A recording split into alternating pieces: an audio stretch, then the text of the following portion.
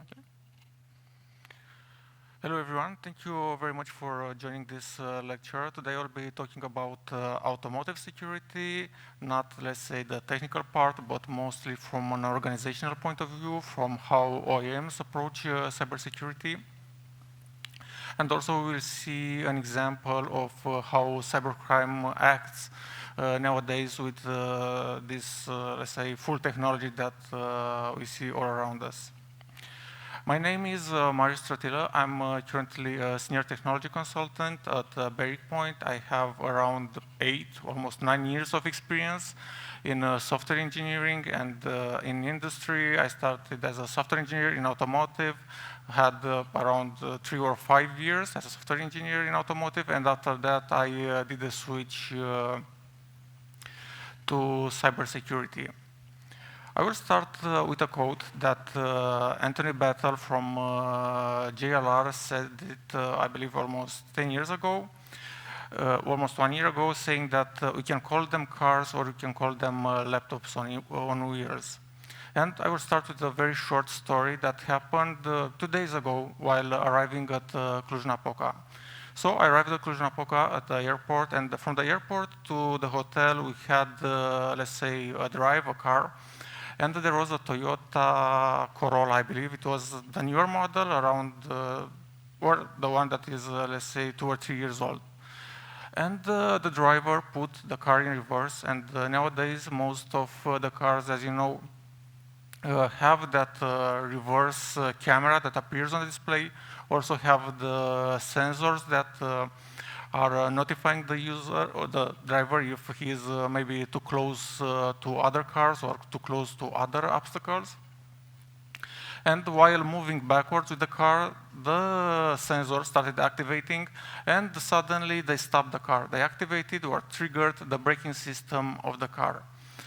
For most of us, this is something normal. In the end, the car assures our safety by preventing some accidents and by activating the braking system. But in the end, the car decided by itself. There was no human interaction or no human input on that operation. The driver was a little bit upset because he told us that he believed he had a little bit of more space, but the car automatically triggered the brake. But with this, I want to present you the fact that this is something that we see in almost all cars, but it can also be used in another ways. For example, you are driving your car on the highway, you're around 100 kilometers per hour, and suddenly the brake system activates itself. So this could be a concern for safety reasons, because in the end, there could be, let's say, some human damage that could happen, and also some material damage that could happen, because currently, even though it's not an autonomous car, it has some capabilities to activate some mechanisms by itself. Probably most of you will say that, okay, in order to hack a car or in order to activate its braking system, you need to be close to the car, you need to have some cables connected to the car, and it cannot really happen in real life. But unfortunately, most of the cars, I don't know if you have some automotive experience or not, have something called the TCU, a telematics control unit, which usually is a small device that contains SIM card or eSIM card mostly, and they are sending data and allowing, let's say, maybe other applications to connect outside from the car. So currently, you don't need to stay close to a car to have some cables connected to your laptop in order to hack a car. You just target the TCU. Usually it's very well protected, but still it's an entry point to the car from remote distance, and after that you gain control based on the, let's say, vulnerabilities you find. You can gain control on the car. And again, I want to present this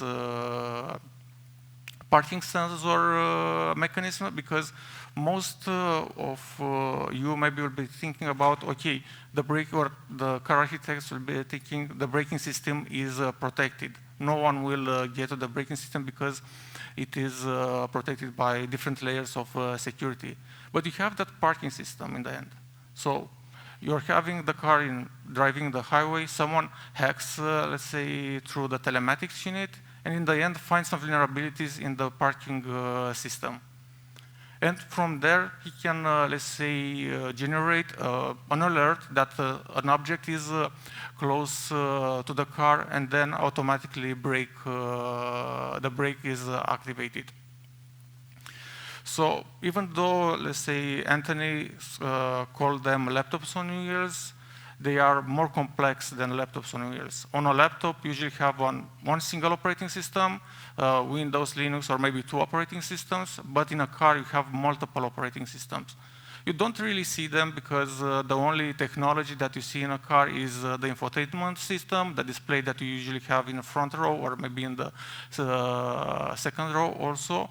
But there are a lot of, let's say, devices in the car that are not visible to the normal user. For example, you have the braking system, which usually is electronically assisted. You have the ABS and other stuff like this that are also electronic assisted. And also you have multiple operating systems, like I said before, such as Linux, Android, maybe for the infotainment system. And also you have real-time operating systems that are for the sensors and other stuff like that. So even though we see them as a car from going from point A to point B, usually they are more complex. They have a lot of technology in them, but that technology is usually not really available to everyone. There was a study, I believe, a few years ago saying that a car usually has around 300 million lines of code in all its devices. And if I remember correct, there's a comparison with Microsoft Windows 2000, and Microsoft Windows 2000 had around 100 million, if I'm correct. So the car is more and more complex, and we really need to look at the cars in a different way, because you're not only using the car from going from point A to point B, but we are also using the car in different contexts, and also using the car for infotainment, because we are connecting our phones to the car. We are using the car to make calls, to maybe read our emails, and also maybe to navigate using the GPS features or other stuff like that. Now we are moving to the automotive ecosystem. So automotive doesn't really refer only to the car, because the car is, let's say, the final product that usually comes to the user. And user is mostly focused on the car. But besides the car, we also have the manufacturing.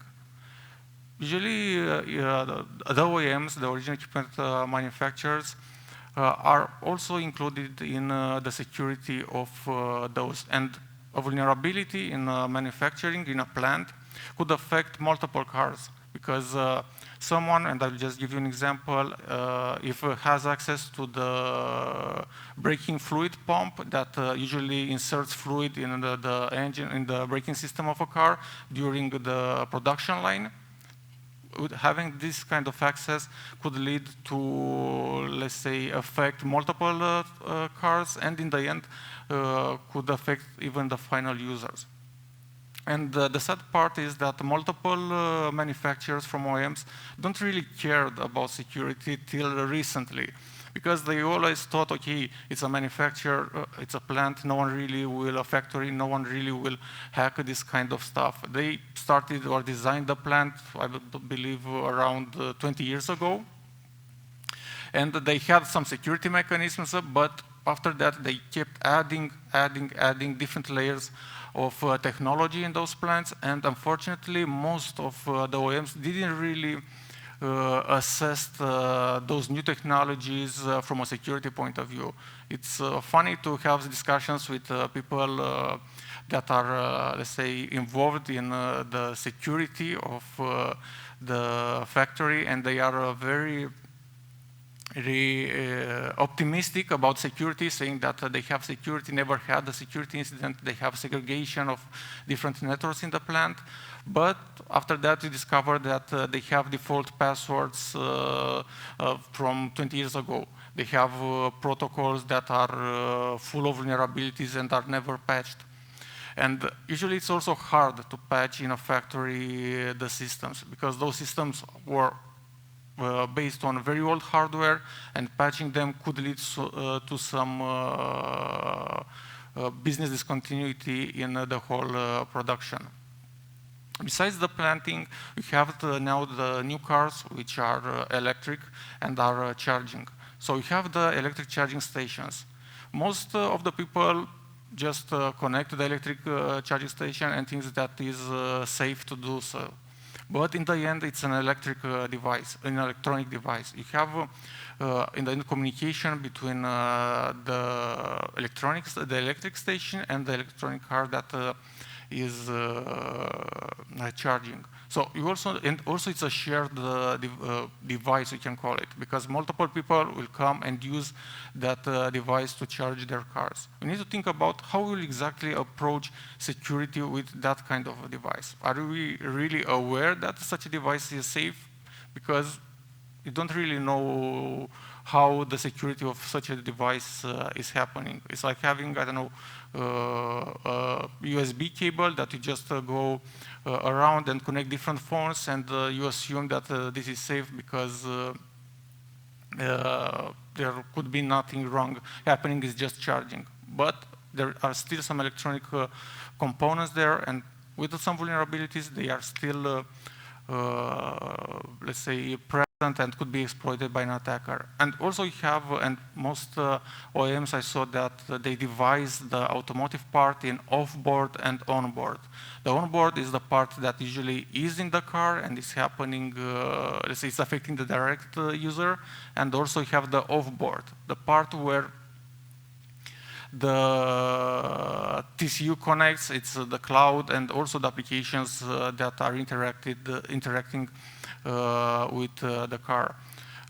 One thing that I want to emphasize is the fact that this mobile network operator, or this TCU connection, is one of the, let's say, most vulnerable things that could happen in a car, because it allows a car to be remotely hacked. And there was a case, I believe it was one of the first cases that happened for a car to be remotely hacked. It is the Jeep hack. I believe it was around 6 or 7 years ago, where some researchers from America demonstrated how a car can be hacked remotely.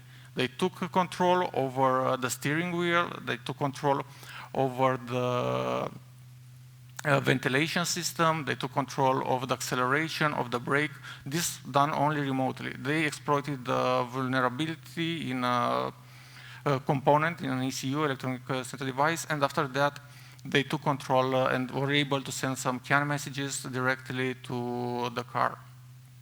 And with this, we really need to, let's say, put a lot of focus on the fact that the car, even though is mostly from going from point A to point B, it also has a lot of electronic devices in it, and those electronic devices are vulnerable. And in the last, let's say, decade, most of the OEMs, because they wanted to aggressively target the market, because a lot of technology, we see everywhere that a lot of technology has been available to everyone, they added more and more technology in a car. And by adding more and more technology, and by not really assessing it from a security point of view, you will, say, end up with a lot of vulnerabilities and stuff that in the end could affect the car. And besides, let's say, the off-board part, you also have the smart house solutions that usually the garage door, which usually interact directly with the car. Also, you have the repair and maintenance, where you go to the car, with the car, and there someone can replace maybe an issue with a vulnerable firmware. And also you have the connected mobility car from where you can start your car using a specific application, and also other third-party services. Nowadays, a lot of OEMs are just giving the driver data to insurance companies just to make a profile of their driving style, and also to make a customized prices in the end for them. So if you buy a new car, read very closely the agreement, because you'll find that most of the cars or most of the OEMs, I don't know if in Romania, but in other countries, are starting to give this data away. So they are analyzing your locally your driving style, and after that they're pushing the data out to the insurance companies, which analyze and then give you specific prices based on your driving style. After presenting the automotive ecosystem, we need to look some essential aspects within automotive, which they are mostly specific to automotive.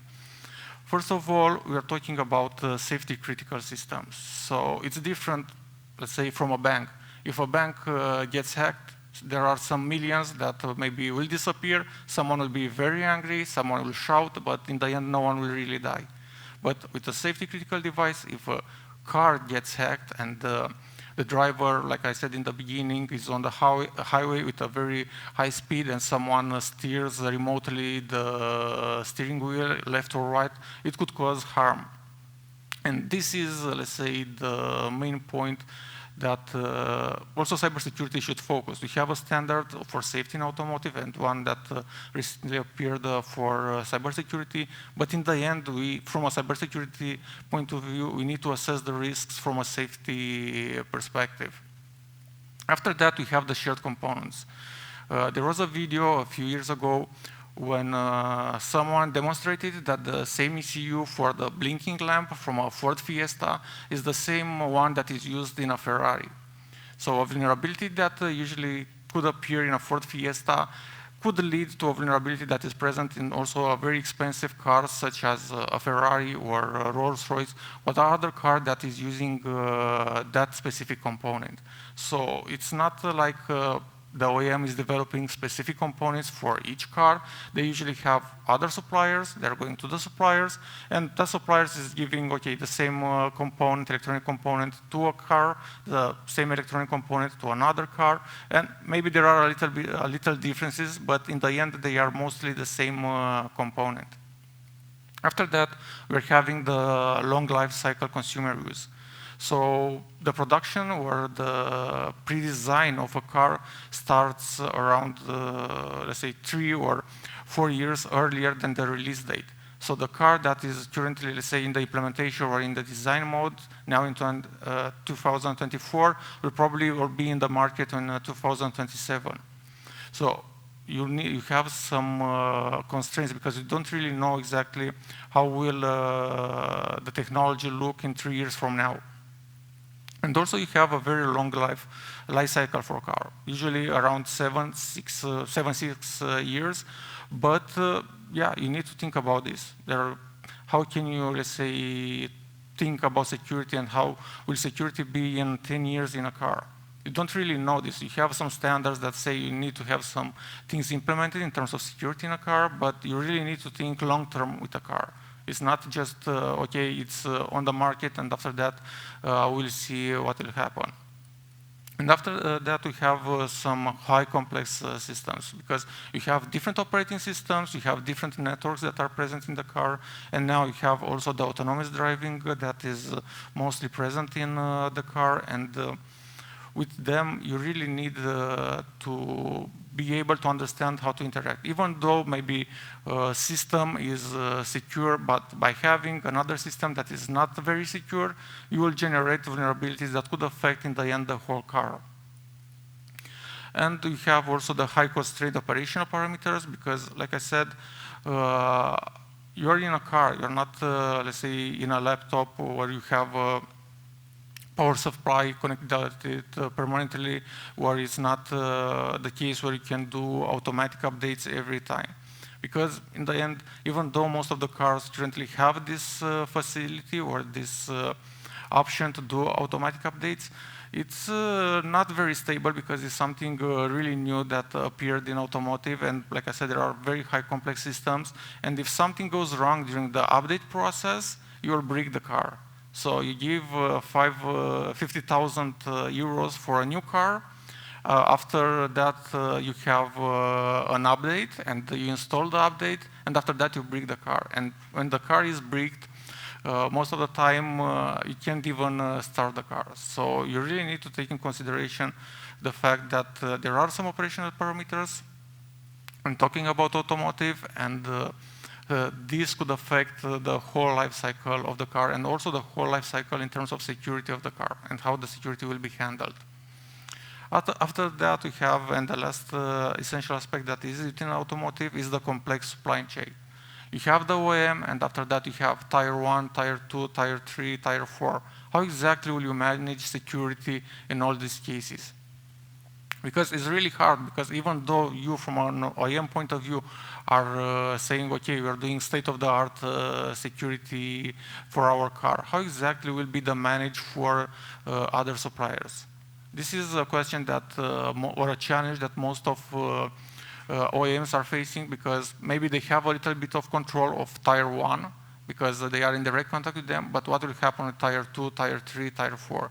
It's really hard to understand how you can integrate security in all this supply chain, because in the end you need just one tire to have some security vulnerabilities, and if this is not really correctly protected, that security issue will propagate through whole systems. And this is, let's say, most of introduction in automotive. I don't know if you are familiar or not with automotive, so I wanted just to highlight some essential aspects within automotive. And after that, I want to present a real-world automotive cybercrime case. Some, I believe, cyber life hacks just presented yesterday, a demo on how you can, let's say, steal a Dacia or Dacia. And it was quite interesting. I don't know if you participated.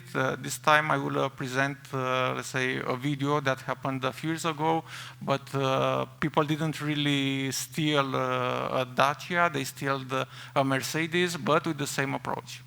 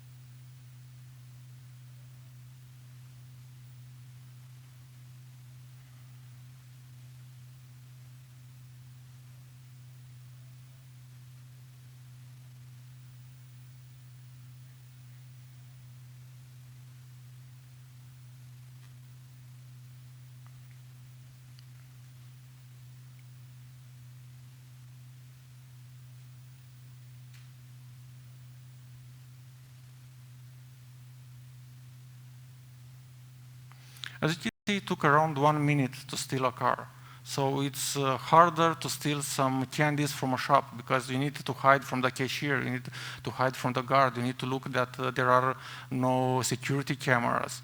So in 1 minute, they succeeded in hacking a car using some relay attack, and after that, they just stole a car. So it was that easy. Now it's easier to steal a car, a modern car, than stealing, let's say, candies from a shop. And yeah, you know, in the old movies, you all saw that you need to break the window, you need to connect to 3 wires in order to start the car, and so on. But now you just need to have a device, and with it, you can simply have access to the whole car. Here is, let's say, an explanation of how exactly did the attack happen. It's called a relay attack. And probably it also, I'm not a very technical person, but probably it also depends on the car manufacturer, because there could be different life cycles and different flows on how exactly the key is providing the signal. So we had the first theft that was close the car. He was sending a ping to the car locking system. Then the second theft got close to the house, close to the key. Then the first theft got a response from the car. He forwarded the response to the second theft. The second theft forwarded the response to the key fob, and after that, the response got back to the car. And it is that easy. You just need some specialized equipment, and you can easily do this by your own. And as we saw yesterday in the demo that was presented, it was a matter of a few minutes, and they already started the car. It was quite an interesting demo as well. And also, what customers can do, this was recommended after this kind of attacks appears. They said, and they also saw the police recommended having some physical barriers that can be added to the steering wheel. So you buy a 50,000 euro car, and after that you need to buy a 100 euro device to put on the steering wheel just to block the steering wheel for the car to not be stolen. It's quite, I don't know, comic, the whole situation. And also you have the possibility to shield the electronic key for putting it in a special case, or also placing the fob at a considerable distance from the door. Yeah, there are a lot of factors that now you need to think. And back a few years ago, there was, okay, I have the key, no one can really go into the car anymore. So, and also there is the possibility to consider a tracking device. In case if the car gets stolen, it can still be tracked by its user. There is some limitations when maybe stealing a car. I don't know if some of you know, but usually when you remove the battery of a car, most of the modern cars have that anti-theft system where you are required a code to enter in the car. So they probably, most of the thefts after stealing the car, they are disconnecting the battery, because cars or the modern cars usually have some GPS features, and they after that they are trying to break the anti-theft system. And now talking about what the OEM can do, usually they can enhance security by adding an additional layer on the car. Maybe when you start the car, after having the key, you can insert that code, and with that you can start the car, or you can implement a sleeping feature for the key fob, so it will not receive any ping signal from the car, but will need for, let's say, pressing a button just to have the car active. And after that, you have maybe incorporate a physical button in the classical way to have a no-phone button for the car. After that, I want to talk about how to integrate cybersecurity in automotive. We have, let's say, a recently standard that was released in terms of cybersecurity in automotive, and most OEMs and also suppliers started to implement that standard, but it was done very fast forward. So most of the OEMs and most of the suppliers, by implementing that standard, they thought, okay, we'll create a checklist, we'll present it to the auditors, and everyone will be happy. So it's quite a difference having implemented a standard and the standard functioning properly to have all controls and everything that is related to cybersecurity functioning properly. And it's different to say, okay, we implemented the standard, we have a checklist, we have some documents that at the end every, let's say, program manager completes, and this is the standard. Usually, most of the OEMs miss doing the basic things, because they are focusing on, okay, we need the standard, go to the standard, and you have there a lot of things, a lot of paragraphs that you need to do this, this, this, and this. And they start doing it, but they are doing it only on paper. And after the audit passes, everyone is happy. I also had, let's say, a short talk with an engineer that worked on, at an OEM, and they said that they can't wait for the audit to finish, because they want to be stress-free again in terms of security. And the first step that we need to focus on is promoting security. cybersecurity, because you have a lot of companies that know how to build cars but are not very good at technology, and also you have the new generation of automotive companies that are really good at creating technology but not really good at creating cars. And in terms of security, this is something new that comes on top of it. And you need really to promote security, and you need really to think about how to promote security. Like I said, in the standard stage, you need to foster a cybersecurity culture in the organization. But what exactly this means?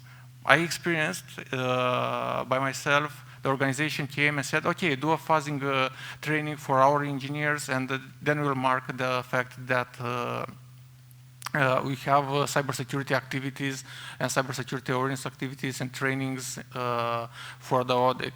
It's not really like that. You really need to think about what exactly are the problems in automotive, where we should focus, where are the main concerns in terms of security. It's not just, okay, adding a lot or a different group of people and talking about general security concepts, but it's about creating something that, in the end, everyone benefits. It benefits the program manager because it better understands why security is important and how he or she should plan the security in the whole process. It benefits maybe the developers that are working at the software because they understand some best coding practices. They benefits also the testers because they know how to do some security testings. And there are usually 4 steps. You need to design and define exactly how this cybersecurity training and awareness program will look like. After that, you need to develop it, implement it, and improve it. So we have some steps that needs to be followed, because you can do something very superficial and be like, okay, we have this done, and probably most of you have the corporate trainings about cybersecurity that usually everyone just goes fast forward and at the end checks the quiz till it is done. But in the end, you don't really have some benefits from it. And you need tailored programs in terms of training and awareness just to have, let's say, people aware of the fact on how they can approach security. I had an interesting case a few years ago where I talked with a developer, and he didn't really know exactly what is personal data. He was like, yeah, but is the phone number a personal data? And this thing could be learned by having this kind of activities. You need to promote this kind of activities, and you need to involve a lot of people. It shouldn't be something that you just do for the sake of doing it. It should be something that you are doing in order to increase the cybersecurity efforts related to the whole product in the end. After that, you need to strengthen the governance. OEMs usually are not specifically to a country. You have OEMs that have, let's say, production lines or cars that are in Asia, that are in Europe, that are in South America. How exactly are you building, or how exactly are OEMs building a governance for cybersecurity in this sense?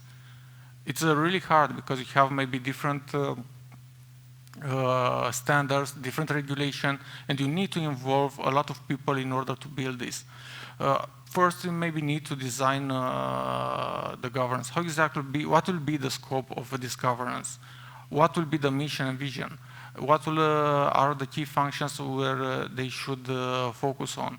And we have here maybe, I don't know, vulnerability management. That is currently a new topic in automotive. A lot of people are looking or are trying to understand how to do vulnerability management in automotive. It's the first time when they are faced with this challenge, because in the past, if a problem appeared to the car, they just recalled the cars back, so the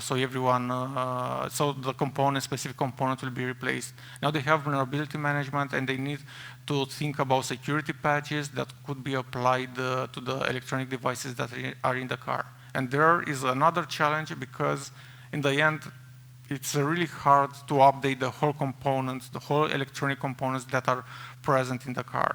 So you need to focus maybe on the critical components, maybe the components that have some attack surface that could be reached quite easily. After that, you need to build the governance program. You can build it from a geographical point of view, where you can say, okay, we have a governance model on Asia, we have a governance model on Europe, a governance model on South America, but you can also build it from a functional point of view. You have a cross-country functional team, and then in the specific program, you're integrating cybersecurity. And also you have the overlap, because it's not only the car security, it's the manufacturing security that needs to be taken into consideration. It's also the physical security, and also maybe the IT security, because the key management system also takes place at a higher level. And then in the end, you have the operating phase, where you define the policies, define the processes, and also you need to monitor performance to see exactly how security is handled, and also the resource allocation. We need to understand, or we need to go to the executives and tell them, okay, we need a budget for this because we're having these problems in terms of security. Because security usually doesn't bring any benefits in terms of sales, but if issue happens, then the reputation and maybe some regulation problems could also appear. After that, we are talking about finding and mitigating risks, about the risk assessments. A lot of people or a lot of OEMs don't really know how to do risk assessments, and they don't really know how to approach security. They are usually letting security on the last step on the production line. So you have the development, you have the design phase, you have the integration, the testing, and then there are, I don't know, 3 or 4 months left till the SOP, the start of production of the car, and they are thinking, okay, let's also do security. And here is the problem, because security shouldn't be done like this. Security should happen in the design phase. You need to have security, and you need to have security on board on design phase when architects are comparing solutions, when architects are comparing, let's say, different approaches. You need to have security focused over there, and this way, in the end, you'll have a secure product. Because if you leave everything, and after that, there will be a really great pressure also on security, because they'll have 3 months to assess something, and those systems are quite complex. So first of all, you need the scope definition, then you need the integration. How do exactly you integrate the risk assessment? When it will be done? Will it be done at multiple stages? Then you need the frequency determination. How often will the risk assessment happen? So you'll have, I don't know, a risk assessment at the end of a sprint, at the end of a major milestone in the product lifecycle. Then you have the risk tolerance profiling, which is something interesting, which I found quite recently. Because you have risk profiling at the beginning of the development of the product, and the different risk profiling at the end of the product. At the beginning, you don't really care so much about, let's say, reputation, because it's under development. But as you go close to the end of the development, there you will face the fact that the safety risk or any safety problem will be considered a high risk. Any maybe reputational problem will be considered medium risk. But in the beginning, they are not so important. Also, after that, you have the treatment plan for the development. And in the end, you have integration and compliance, because in the end, you also need to understand how exactly will the risk assessments help the car and the compliance to be, let's say, in order in terms of compliance. And then we'll talk about the security development lifecycle. Here we have the pre-development, the design and development phase, and then the post-development. So in the pre-development, usually cars are built on existing system architectures. There are not the cases where a car is built from zero with, let's say, a new system architecture. It's quite rare. Most of the cars are having or reusing existing system architectures. And also here it's really important to define exactly what is an acceptable and unacceptable cyber security risk for the product. Because it's not acceptable, let's say, to maybe store data, personal data from the phone or from other device on the car, and after the car is sold, the next user has access to it. I will share a little story. I was in USA a few years ago, and we rented a car. And when we first got in the car, we discovered that we had the previous phone numbers and the calls that the previous person that had the car made. So they were available to us over there. So this is something that is quite unacceptable. The car was, let's say, quite an old one from 2015. But in the end, it's something that it is not acceptable to have personal data from different users available in the car for the next one to see.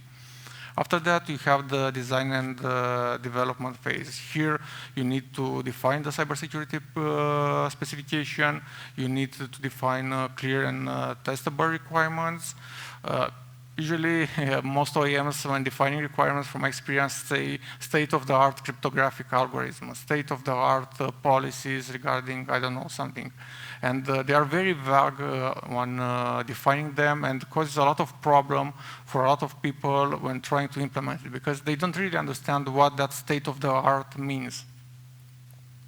And then we have the security testing and verification, and here is something that most OEMs lacks, because for them, security testing is, okay, we tested that after you disconnect the battery, you have an anti-theft pin shown up, or the fact that you cannot really, let's say, after you disconnect the phone, the personal data is erased from the car.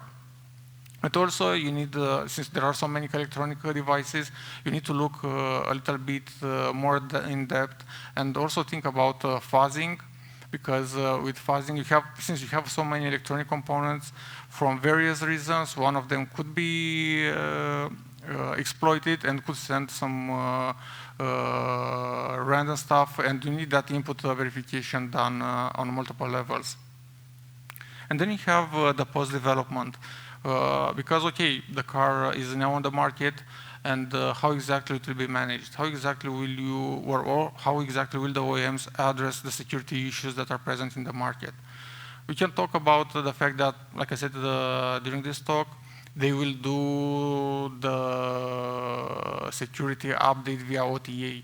But again, that is a risk, and also you need to prepare that, because you cannot really release something in the market and then discover that it has some problems, because it's quite it costs a lot of money to have a lot of cars coming back to the dealership because they had a problem during the update process. And usually it's not so frequently like it happens with the phones. When you get an update maybe once a month, it needs to be really prepared, and it needs to be very well tested before having been released in the market. And after that, we have something which is a really hot topic currently in automotive, the threat detection and incident response. A lot of auto companies are trying to build the VSOC, the Vehicle Security Operations Center, on how to detect and how to handle incidents.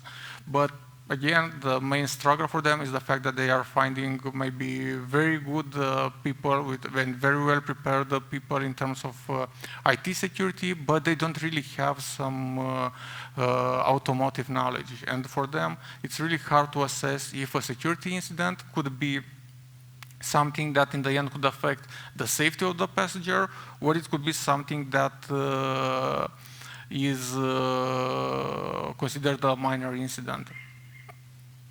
And with this, we need to really think about also how exactly are we getting the information related to threats, because most of the OEMs, and you'll be surprised to see that they are using Excel files to handle what software versions, what hardware versions are in a car or in a specific production line. And I had an interesting discussion with someone about this.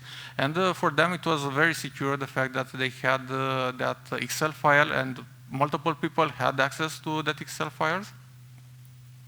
And they were very proud of themselves and saying that, okay, it's secure. You have it on OneDrive with, let's say, limited access, but there were whole departments that had access to that Excel file.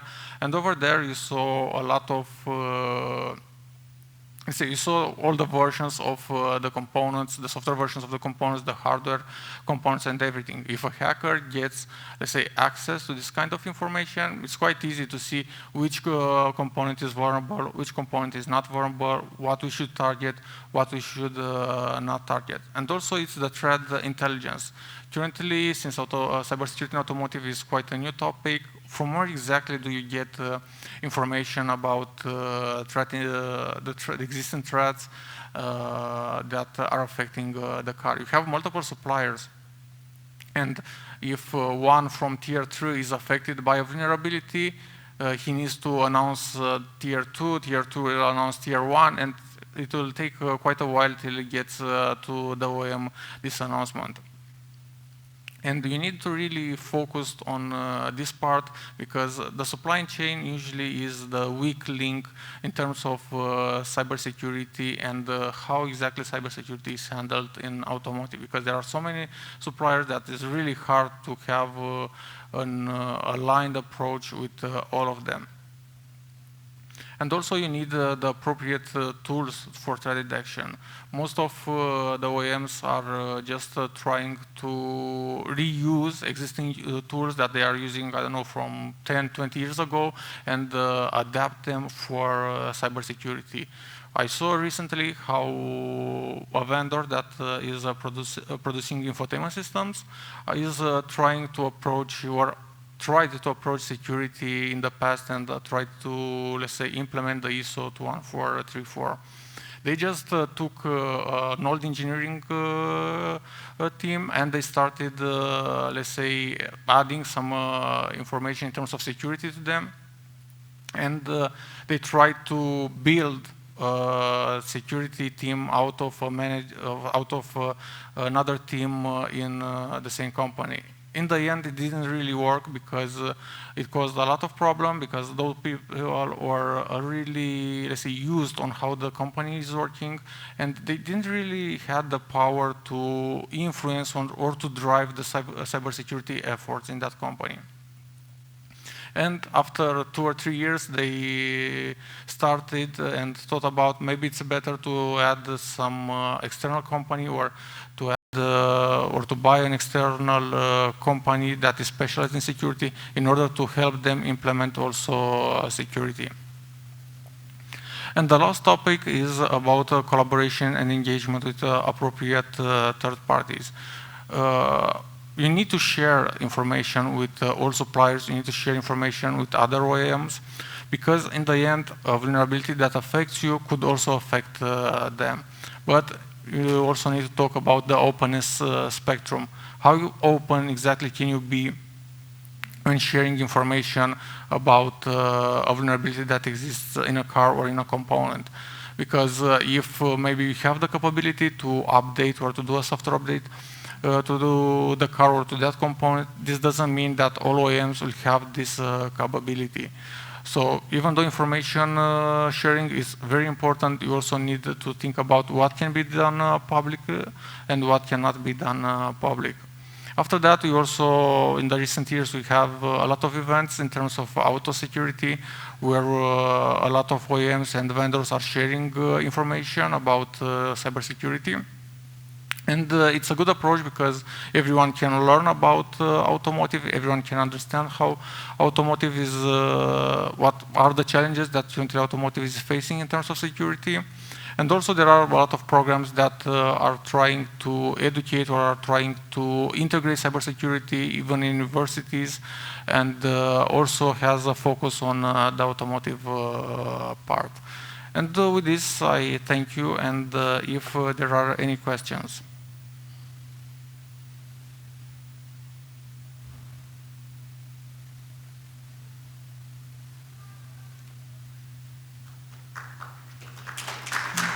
Yeah.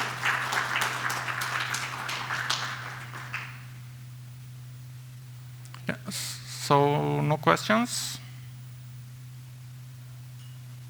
Okay, so thank you very much and wish you a very well lunch.